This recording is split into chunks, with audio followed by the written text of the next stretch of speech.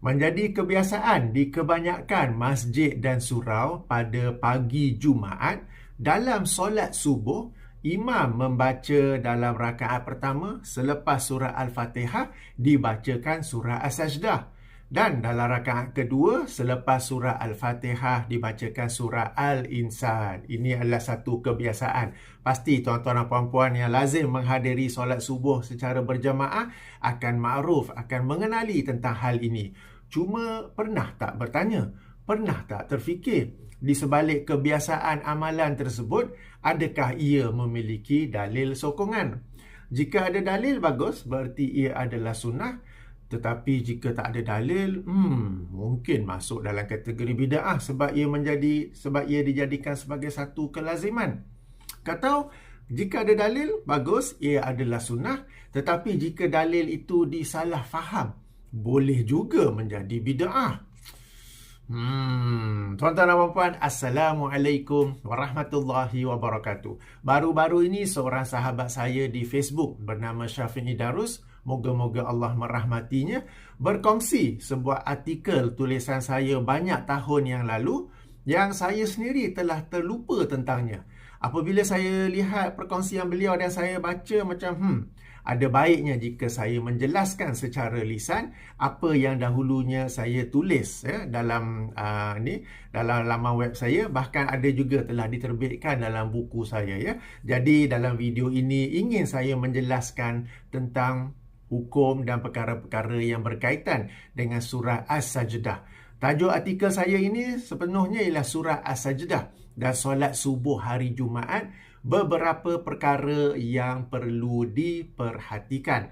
Link bagi artikel ini saya bagi di bahagian description. Jemputlah membacanya. Baik, pertama sekali.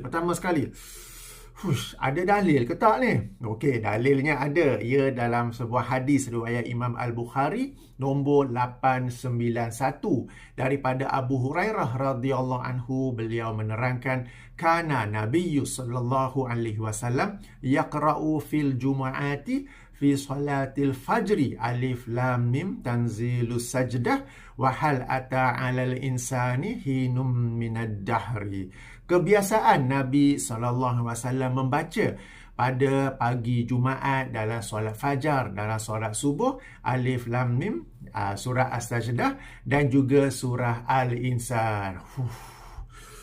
Ada dalil. Ingatkan dah bid'ah dah tadi. Okay, saja je bagi gempak tadi tu. Okey, jadi ada dalilnya. Sedikit nota tambahan.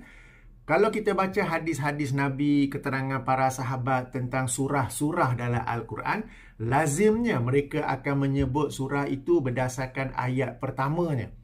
Jarang-jarang disebut nama surah kerana pada zaman mereka surah-surah dalam Al-Quran belum lagi diberi nama. Nama-nama itu datang kemudian. Lazimnya mereka akan sebut ayat pertama daripada surah itu. Macam hadis yang kita bacakan ini, Alif Lam Mim Tanzilus Sajdah. Okey. Dan hal ata 'alal insani, ini surah Al-Insan. Jadi yang mereka sebutkan sebagai sesuatu surah itu berdasarkan ayat pertama surah dan bukannya nama surah, kerana nama surah itu diberikan kemudian, bukannya pada zaman Nabi SAW, bukannya pada zaman sahabat radhiyallahu anhum. Okey, jadi berdasarkan hadis ini ada dalil dan hadis ini dimulakan dengan kana. Kana ini bermaksud lazim.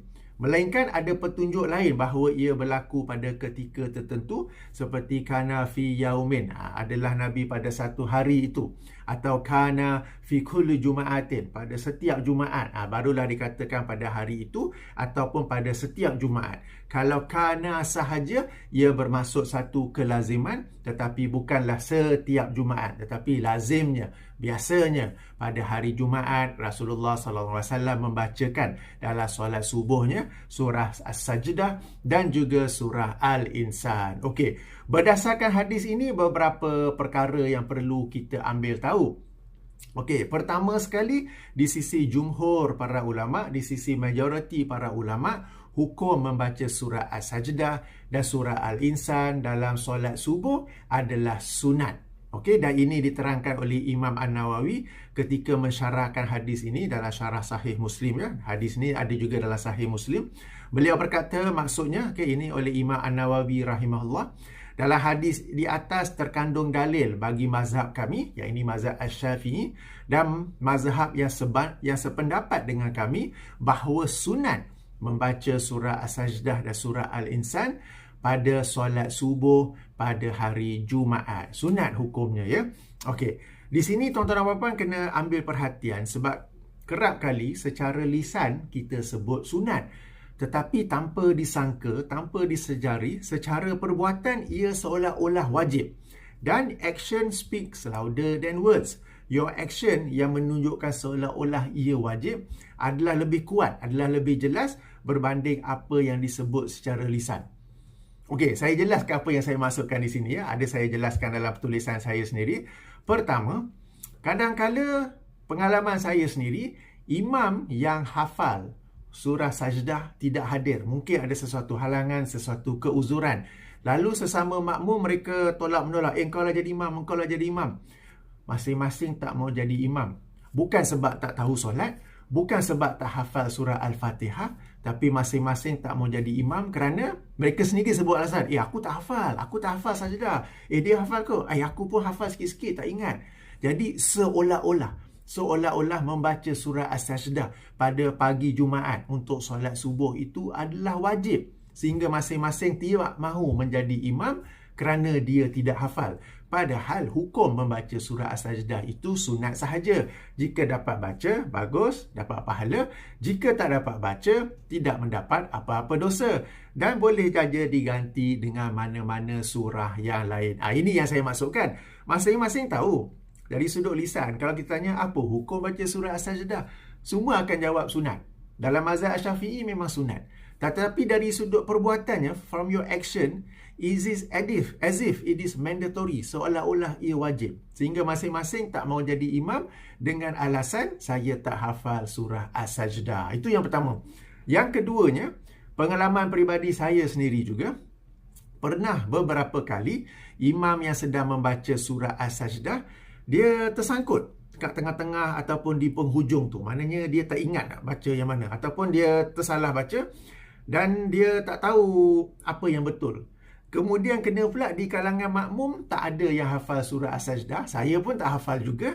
Dan tak ada orang yang dapat mengingatinya ataupun mempertulkan bacaannya. Maka imam itu, sebab bukan semua, sebahagian orang apabila dia hafal Al-Quran, dia hafal tu surah tu dia kena baca straight je tau. Kalau start daripada tengah-tengah ke, tebuk mana-mana ke, dia tak boleh baca. Sebahagian orang boleh, dia hafal bagus. Sebahagian orang dia hafal, dia kena start daripada awal sampai tu. Kalau tengah-tengahnya dia sangkut. Jadi bagi imam ni, bila dia baca sampai tengah-tengah tu disangkut, dia nak sambung tak tahu, makmum pula tak ada yang nak boleh bantu. Apa yang dibuat oleh imam, dia start balik, dia mula balik daripada awal. Dia mula balik daripada awal, mujurlah kali kedua tu dia dapat habiskan semuanya. Tetapi apabila dia nak mula balik daripada awal, ia seolah-olah memberi gambaran wajib baca surah As-Sajdah ni. Padahal sunat saja. Kalau dah tersangkut dan tak tahu lanjutannya tu, boleh saja ganti dengan surah lain atau boleh saja terus Allahu Akbar dan juga rukuk. Okey? Jadi ini yang saya maksudkan. Dari sudut lisan kata sunat, tapi dari sudut perbuatan seolah-olah ia wajib. Okey, jadi membaca surah As-Sajdah jangan dikatakan wajib atau jangan dijadikan wajib dengan perbuatan kita. Apabila dijadikan wajib, maka ia akan masuk dalam kategori bid'ah. Okey? Jangan salah faham pula tau. Okey, jangan salah faham. Saya ulangi, membaca surah As-Sajdah hukum dia sunat. Tetapi kadang-kala tanpa disedari oleh seseorang itu, action, dia punya perbuatan tu seolah-olah membaca surah As-Sajdah itu adalah wajib. Jangan begitu. Kita kena buktikan juga dengan perbuatan bahawa membaca surah As-Sajdah itu adalah sunat. Baca dapat pahala jika tak ada orang yang dapat baca. Jika tak ada orang yang dapat menjadi imam dan membaca surah As-Sajdah. Ataupun jika imam sedang baca tengah-tengah ke di penghujung ke dia tersangkut. Tak ada orang dapat bantu. Tak mengapa, tak semestinya kena baca juga surah As-Sajdah tersebut. Jika seseorang tu macam nak kena baca juga, seolah-olah dia berpandangan dia berpegang bahawa surah As-Sajdah itu wajib dibaca dalam rakaat pertama solat subuh. Jadi di situ letak bid'ahnya, ya. Okey, dan juga saya dikhabarkan oleh beberapa rakan yang saya yakini kejujuran mereka, apabila temu duga untuk jawatan imam rasmi di masjid ke apa ke, antara soalan yang ditanya kepada calon temu duga itu untuk menjadi imam ialah hafal atau tidak surah As-Sajdah. Okey, hafal tidak. Kalau tak hafal, tak dapat jadi imam. Meskipun bacaan surah-surah dia yang lain sangat bagus, sangat merdu. Okey, jadi itu satu lagi yang bila ditanya wajib ke? Tak, sunatnya. Tapi dari sudut perbuatan seolah-olah ia adalah wajib. Jadi perkara ini hendaklah diperhatikan bahawa hukum membaca surah As-Sajdah itu adalah sunat. Dan hendaklah kita buktikan melalui perbuatan kita bahawa ia sememangnya sunat. Bukan pula seolah-olah ia mesti dibaca, seolah-olah ia adalah wajib. Samalah juga macam kalau kita tanya membaca doa selepas solat berjemaah tu, kan imam membaca doa. Bila kita tanya, sunat ke wajib? Sunat je. Tapi kalau imam tu dia tinggal bacaan tu, orang akan pandang serong. Orang akan melaporkannya kepada Jabatan Agama ataupun Majlis Agama. Ataupun kadang-kadang samalah bila imam yang rasmi tidak hadir, akan berlaku tolak-menolak di kalangan makmum. Kau lah jadi imam, kau lah jadi imam. Masing-masing keberatan jadi imam. Bukan sebab mereka tak tahu solat. Mereka tahu solat, tetapi mereka tak tahu nak baca doa selepas solat. Atau tahu baca doa, tapi tahu 2-3 rangkap je, 2-3 jenis doa je. Sebab di kalangan masyarakat kita pula, hebat tak hebat orang tu, lagi panjang doa dia baca, lagi hebat. Padahal kalau sunnah Nabi SAW, pertama sekali Nabi SAW tidak pernah memimpin doa secara berjamaah selepas solat fardu. Baginda sentiasa menjadi imam solat fardu. Tetapi fungsi imam ni habis sampai memberi salam je. Tidak lagi mengimami doa. Tak pernah, ya. Okey. Itu yang pertama lah. Dan yang kedua, Nabi sendiri SAW baca doa pendek-pendek saja. Okey. Ketika-ketika yang lain lah, pendek-pendek, bukan yang panjang-panjang seperti mana kebiasaan masyarakat kita. Jadi samalah dalam bab doa ni, bila kita tanya sunat ke wajib? Sunat.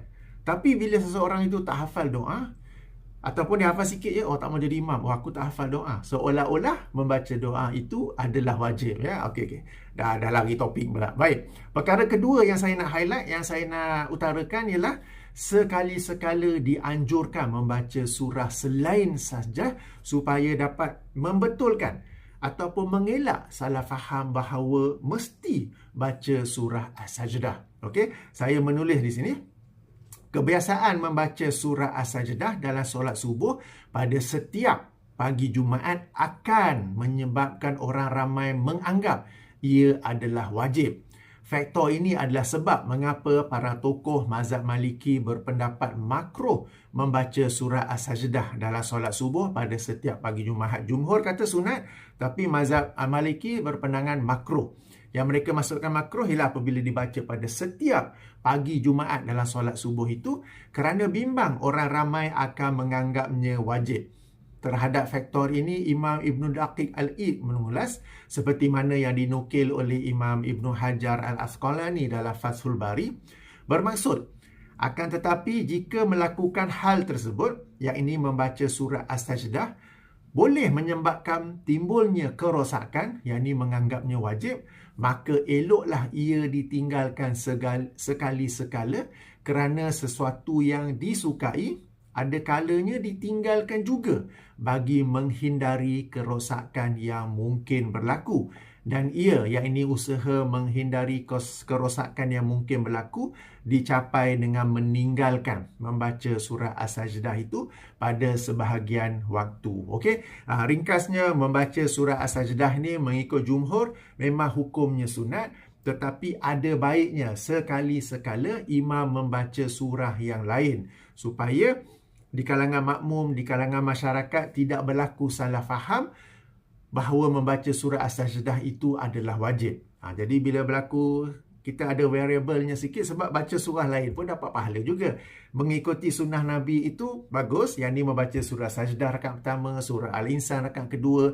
Tetapi mengelakkan berlakunya salah faham di kalangan orang ramai, itu juga adalah sesuatu yang selari dengan sunnah Nabi sallallahu alaihi wasallam. Maka sekali-sekala baca surah yang lain supaya makmum tahu, oh tak semestinya wajib membaca, tak semestinya dibaca surah As-Sajdah. Hukumnya sunat sahaja, ya.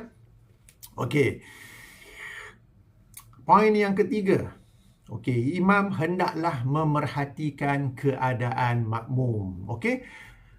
Right, saya tulis di sini, dalam mengamalkan sunnah Rasulullah sallallahu alaihi wasallam, hendaklah kita mengamalkan keseluruhan sunnah tersebut, bukan sebahagian-sebahagian sahaja. Membaca surah As-Sajdah dan surah Al-Insan dalam solat subuh pada pagi Jumaat adalah sunnah, namun memerhatikan keadaan makmum adalah sunnah juga. Dalam Sahih Muslim hadis nombor 468, Rasulullah sallallahu alaihi wasallam bersabda, "Umma qaumaka faman amma qauman falyukhaffif fa inna fihim al-kabira wa inna fihim al-marida wa inna fihim ad-dha'ifa wa inna fihim zal hajati wa iza shalla ahadukum wahdahu falyusalli kaifa syaa." Okey, imamilah kaum kamu. Sesiapa yang mengimami satu kaum, hendaklah dia meringankan. Falyukhaffif, hendaklah dia meringankan. Kerana sesungguhnya di kalangan mereka ada orang-orang yang tua. Kerana sesungguhnya di kalangan mereka ada orang-orang yang sakit. Di kalangan mereka ada orang-orang yang lemah. Dan di kalangan mereka, wa inna fihim zal hajati, ada orang-orang yang memiliki hajat, ada orang-orang yang memiliki urusan.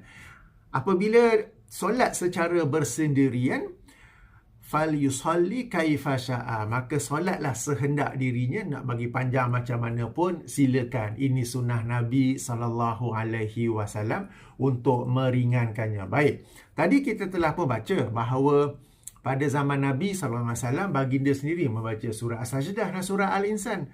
Okey je lah, biasa sajalah. Okey, kita kena ingat itu pada zaman Nabi SAW. Di mana jika di kalangan para sahabat ada yang bekerja, mereka tidak bekerja ikut waktu pejabat. Berbeza dengan kita sekarang ini, kita di kalangan umat Islam ramai juga yang bekerja mengikut waktu pejabat dan ramai juga yang terpaksa mengharungi kesesakan lalu lintas untuk sampai ke pejabat tepat pada waktunya ataupun lebih awal daripada waktu yang sepatutnya. Jadi mereka orang-orang yang memiliki hajat. Okey. Jadi sunnah Nabi SAW ni kita kena lihat selari dengan perubahan zaman. Kita bukan suka-suka nak tukar sunnah Nabi, tetapi Nabi sendiri SAW telah pun berpesan untuk meringankannya. Antara sebab untuk meringankan solat itu ialah kerana di kalangan para makmum itu ada mereka yang memiliki hajat. Okey, sebagai contoh untuk solat subuh, ada kalanya ia masuk awal, ada kalanya ia masuk lewat. Sebagai contoh bagi kawasan Shah Alam, bagi kawasan Selangor, paling awal ia masuk pada 5.48 pagi, yang ini pada 26 Oktober. Dan paling lewat ia masuk pada pukul 6.19 pagi, yang ini pada 9 atau 8 Februari.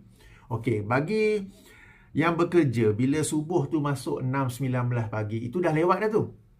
Okey, dah lewat. Kemudian imam pula membaca surah yang panjang seperti surah As-Sajdah dan surah Al-Insan. Ia adalah sesuatu yang memberatkan makmum tersebut kerana mereka perlu ke pejabat, mereka perlu bergerak awal bagi mengelakkan kesesakan lalu lintas. Okey, jadi imam kenalah memerhatikan perkara ini sebab ia termasuk dalam sunnah Nabi SAW. Sebab itulah pada awalnya saya sebut ialah jangan diamalkan sunnah ini sebahagian-sebahagian sahaja, tetapi hendaklah mengamalkan sunnah ini secara keseluruhannya. Memang sunnah Nabi SAW pada pagi Jumaat membaca surah As-Sajdah pada rakaat pertama dan surah Al-Insan pada rakaat yang kedua.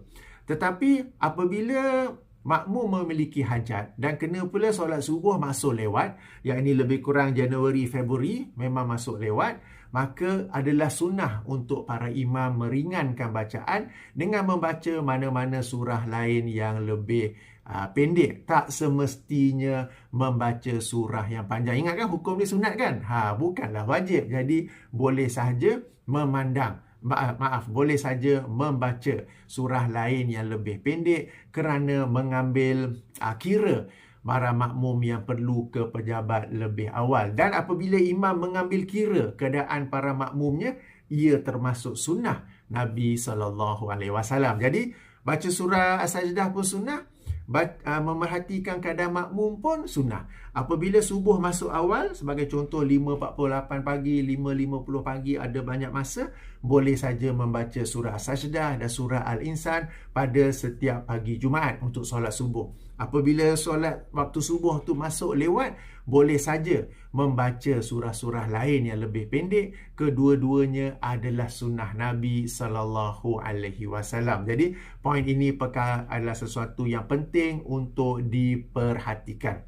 Dalam hal ini, saya bukan bercakap tentang diri saya sendiri. Okey, sebab saya, alhamdulillah, saya tak kerja ikut waktu pejabat. Tetapi saya mengambil berat, saya cakna, saya alert, mengambil tahu tentang rakan-rakan lain yang bekerja dalam waktu pejabat. Okey, dan mereka ada yang tidak dapat hadir solat subuh kerana lepas solat sendiri di rumah dan terus bertolak kerana jika mereka datang ke masjid untuk solat subuh, mereka akan lewat untuk sampai ke pejabat. Apatah lagi kalau yang duduk di kawasan Lembah Kelang atau bandaraya yang besar-besar seperti mungkin Georgetown ke ataupun di Penang ke mana-mana lain, kesesakan lalu lintas amatlah dahsyat, lalu mereka mesti bergerak awal supaya tidak sampai lewat ke pejabat masing-masing. Jadi di sini isunya bukannya saya yang tak boleh nak bersabar ataupun relax lah surah Sajdah saja. Bukan saya tak kerja ikut waktu pejabat. Okey. Kalau ada flight hari Jumaat waktu pagi pun sangat-sangat jarang berlaku. Okey? Tetapi saya mengambil kira, mengambil cakna tentang rakan-rakan lain yang terpaksa pergi pejabat. Jadi para imam hendaklah memerhatikan perkara ini. Dan jika ada makmum yang merungut dalam perkara ini, pernah juga berlaku pada zaman Rasulullah SAW. Rasulullah tidak marah kepada makmum. Sebaliknya, menegur ataupun marah kepada imam. Orang kita sekarang kalau makmum apa ni baca panjang sangat, alah makmum ni relax lah, nak baca surah panjang sikit pun tak boleh, dah komplain dah bla bla bla bla bla. Padahal perkara yang sama pernah berlaku pada zaman Rasulullah sallallahu alaihi wasallam dan baginda bukannya tegur kepada makmum, apa ni tak boleh baca surah panjang sikit ke? Tapi menegur kepada imam yang menyusahkan makmum. Dalam sebuah hadis riwayat Imam Al-Bukhari dalam kitab sahihnya, daripada sahabat bernama Abu Mas'ud Al-Ansari radhiyallahu anhu, beliau menerangkan seorang lelaki telah datang menemui Rasulullah sallallahu alaihi wasallam dan berkata, wahai Rasulullah, aku pernah mundur, maknanya sama ada dia keluar menjadi solat bersorangan ataupun dia langsung tidak hadir dari solat subuh berjemaah disebabkan si fulan, yakni imamnya, yang membaca surah yang panjang. Abu Mas'ud menyambung, aku tidak pernah melihat Nabi SAW yang lebih marah, lebih dahsyat kemarahannya dalam rangka memberi nasihat berbanding pada saat itu, berbanding pada hari itu. Baginda bersabda, yang bermaksud, wahai manusia, sesungguhnya di antara kalian ada yang membuat orang-orang lari dari solat berjemaah. Baginda merujuk kepada imam. Imam itu menyebabkan solat jemaah ini not friendly. Okay, not makmum friendly. Okay, sesungguhnya di antara kalian ada yang membuat orang-orang lari dari solat berjemaah. Maka sesiapa yang mengimami manusia, hendaklah dia meringankan bacaan. Kerana sesungguhnya di kalangan mereka yakni makmum, ada yang sakit, ada yang lemah dan ada yang memiliki hajat ataupun memiliki urusan. Jadi yang ditegur oleh Rasulullah SAW bukannya makmum, relax sabarlah sikit, takkan baca panjang sikit pun tak boleh. Tetapi yang ditegur oleh Rasulullah SAW ialah imam, kerana imam itu menyebabkan orang lari dari solat berjemaah. Jadi perkara ini setelah pun saya highlight, setelah pun saya tekankan dalam sebuah video yang lain berjudul peringatan dan petua kepada para imam, ya. Sebab imam ini dia bukan saja bacaan bagus, bukan saja suara merdu, tetapi dia juga kena cakna, kena aktif memerhatikan ataupun mengambil tahu keadaan makmum di belakangnya. Demikian juga keadaan di atas, yakni cuaca. Kadang-kadang dah mendung, Dah nampak macam nak hujan, dia baca panjang-panjang yang bolehnya. Okey, baik. Ini tentang sunnah mengambil kira tentang keadaan makmum. Okey, dan yang keempat. Okey, tadi kita telah bincang, majoriti jumhur berpandangan bahawa hukum membaca surah As-Sajdah ialah sunat dalam solat subuh pada pagi Jumaat, kan? Okey, kemudian dalam membaca surah Sajdah tu ada sujud tilawah ni, kan? Ayat nombor 15, kan? Hukum sujud tilawah itu sendiri adalah sunat.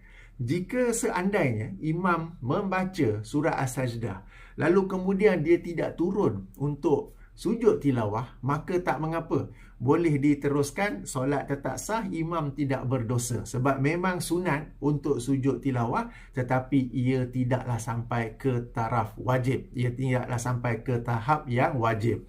Okey, dan ini sekali lagi saya berkongsi pengalaman saya dalam tulisan saya ini. Saya pernah menjadi makmum ketika imam membaca surah Sajdah pada pagi Jumaat. Imam yang sedang membaca surah Sajdah tu dia terlanjur. Dah sampai ayat ke-15, dia tak berhenti dan turun sujud. Tetapi dia terus je. Sampai ayat 16-17 ada makmum yang subhanallah, subhanallah, baru teringat. Tapi alamak, dah terlanjur dah ni, dah masuk ayat 16 dah ni. Macam mana ni? Dia ulang balik baca daripada awal supaya sampai ke ayat 15 boleh turun sujud. Okey? Membaca, sekali lagi saya ulangi, membaca surah As-Sajdah dan sujud tilawah, hukum dia memang sunat. Ada dalil. Okey, ada dalilnya daripada Abu Rafi. Dia berkata bahawa aku solat Isyak bersama Abu Hurairah radhiyallahu an, dan beliau membaca surah Izas Sama'un Syaqqat. Sekali lagi ya, tak sebut nama surah. Nama surah ni surah Al-Insyiqaq, surah yang ke-84, lalu sujud. Maka aku bertanya, apa ini? Okay, Abu Rafi bertanya kepada Abu Hurairah. Abu Hurairah ketika itu menjadi imam. Abu Hurairah menjawab, aku sujud di belakang Abul Qasim, ya, ini gelaran kepada Rasulullah sallallahu alaihi wasallam, dan aku akan sentiasa sujud pada ayat tersebut sehingga aku bertemu dengannya, ya, ini bertemu dengan Allah, ya, ini apabila meninggal dunia, ya. Hadis atas dikeluarkan oleh Imam Al-Bukhari, dan berdasarkan ayat ini jumhur ulama berpandangan sunat hukumnya untuk sujud tilawah apabila membaca mana-mana ayat, mana-mana surah, mana-mana ayat yang ada tempat untuk kita sujud tilawah untuk mana-mana solat, baik solat subuh mahupun solat lain, baik solat yang wajib mahupun solat yang sunat. Okey, itu dalilnya. Akan tetapi walau bagaimanapun, namun begitu, sujud tilawah tu hukumnya tetap sunat dan bukannya wajib. Kerana dalam sebuah hadis lain, riwayat Imam Al-Bukhari dalam sahihnya, hadis nombor 1073, Zaid bin Sabit radhiyallahu berkata, qara'tu 'ala an-nabiy sallallahu alaihi wasallam an-najmi falam yasjud fiha. Aku membaca di hadapan Nabi sallallahu alaihi wasallam surah An-Najmi. Nampak? Bagi hadis ini disebut nama surah An-Najmi, surah nombor 53. Macam hadis-hadis tadi tidak disebut nama surah. Itu saya kata kebanyakannya tak disebut nama surah kecuali beberapa sahaja. Yang lain-lain tu disebut ayat pertama bagi surah itu saja. Dan baginda sallallahu alaihi wasallam tidak sujud. Okey, surah An-Najm ini kita tahu ayat yang terakhir, ayat nombor 62 adalah tempat untuk kita sujud. Tetapi Rasulullah sallallahu alaihi wasallam tidak sujud. Okey, terhadap hadis ini dalam Fathul Bari, Imam Ibn Hajar Al-Asqalani menerangkan beberapa pandangan para ulama kenapa Rasulullah SAW tidak sujud. Di antara sebab-sebab itu, sebab yang dipilih ataupun yang dikuatkan oleh Imam Ibn Hajar Al-Asqalani dan juga Imam Asy-Syafi'i ialah baginda sengaja melakukannya, sengaja tidak mahu sujud tilawah untuk menunjukkan kepada umat bahawa hukumnya bukanlah wajib tetapi sunat. Inilah yang dimaksudkan tu. Meskipun sesuatu perkara itu baik, sesuatu perkara itu sunat, sekali-sekala ia ditinggalkan bagi menunjukkan bahawa hukumnya bukanlah wajib tetapi sunat. Okey? Alright. Pada waktu yang sama, terdapat juga sebahagian ataupun segelintir jumhur berpandangan sunat untuk sujud ketika membaca sujud tilawah, ketika membaca ayat yang ada tempat sujudnya dalam solat. Ada segelintir yang berpandangan ia adalah makruh. Mereka tidak menjadikan hadis Abu Hurairah itu sebagai dalil kerana mereka mengatakan apa yang dilakukan oleh Abu Hurairah bersama Rasulullah SAW itu tidak berlaku dalam solat. Okey, sebab Abu Hurairah hanya menerangkan aku sujud di belakang Abul Qasim dan aku akan sentiasa sujud sehinggalah aku meninggal dunia. Sehinggalah aku bertemu dengan Allah yang ini meninggal dunia. Abu Hurairah tidak perlu menerangkan bahawa Rasulullah SAW ketika itu sedang membaca dalam solat. Apa yang berlaku ialah Abu Hurairah sedang membaca di hadapan Rasulullah SAW dan Rasulullah pun sujud. Tidak pula diterangkan bahawa ia berlaku dalam solat. Ini pandangan minoriti. Okey. Alright. Jadi pihak yang segelintir ni memandang tidak perlu ataupun makruh untuk sujud tilawah kerana tidak ada riwayat yang sahih yang menerangkan tentangnya. Jadi dalam perkara ni ada perbincangan, tapi tak mengapa. Jumhur mengatakan sujud tilawah tetapi hukumnya adalah sunat. Sehingga seandainya kita sebagai makmum, imam baca mana-mana surah Sajdah ataupun mana-mana surah, mana-mana ayat yang ada tempat untuk kita sujud tilawah, tetapi imam tidak sujud, lalu ada orang pula yang memberi peringatan subhanallah tapi imam tak sujud juga, tak mengapa, solat sah, boleh diteruskan sebab hukum sujud tilawah itu adalah sunat dan bukannya wajib. Okey, dan bukannya wajib. Alright. Jadi ini beberapa perkara yang ingin saya tekankan. Okey, sedikit sebagai ulang kaji. Membaca surah As-Sajdah, membaca surah Al-Insan dalam solat subuh pada pagi Jumaat adalah sunnah Rasulullah sallallahu alaihi wasallam. Ada dalilnya dan dalilnya adalah sahih sebab ia adalah hadis dalam Sahih Al-Bukhari. Tetapi meskipun ia adalah sunnah dari sudut hukum, hukum membacanya mengikut jumhur adalah sunat dan ia bukannya wajib. Dan tentang hukum ini saya yakin ramai yang mengetahui tentangnya dan akan menyebut secara lisan bahawa hukumnya adalah sunat. Namun kadang-kala tanpa disedari dari cara perbuatan seolah-olah ia adalah wajib. Kalau tak ada orang yang hafal surah As-Sajdah untuk menjadi imam pada pagi solat subuh, pada pagi Jumaat untuk solat subuh, jadi siapa nak baca ni, siapa jadi imam ni, apa begitu. Padahal sunat saja. Kalau ada yang dapat baca, bagus. Tak ada, tak apa, boleh saja membaca mana-mana surah yang lain. Demikian juga jika imam sedang baca lalu dia terlupa bacaan di tengah-tengah, tak mengapa. Tak perlu dia ulang balik pada awal untuk pastikan habis surah Sajdah itu sebab hukumnya ialah sunat dan bukannya wajib. Itu yang pertama.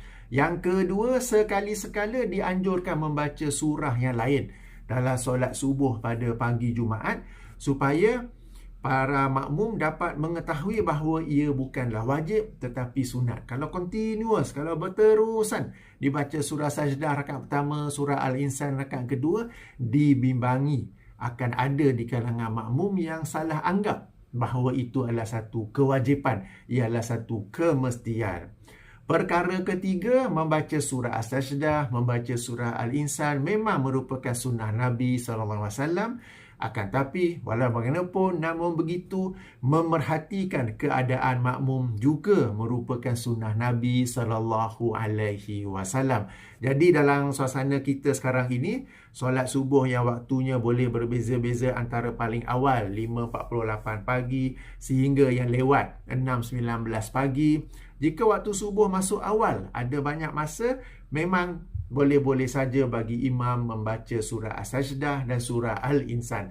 Tapi bila waktu subuh sudah pun masuk lewat lebih kurang bulan Januari, Februari, Mac, maka menjadi sunnah kepada imam untuk meringankan bacaan dalam solatnya kerana di kalangan makmumnya ada mereka yang memiliki hajat, iaitu mereka terpaksa pergi ke pejabat dan mengharungi kesesakan lalu lintas untuk ke sana.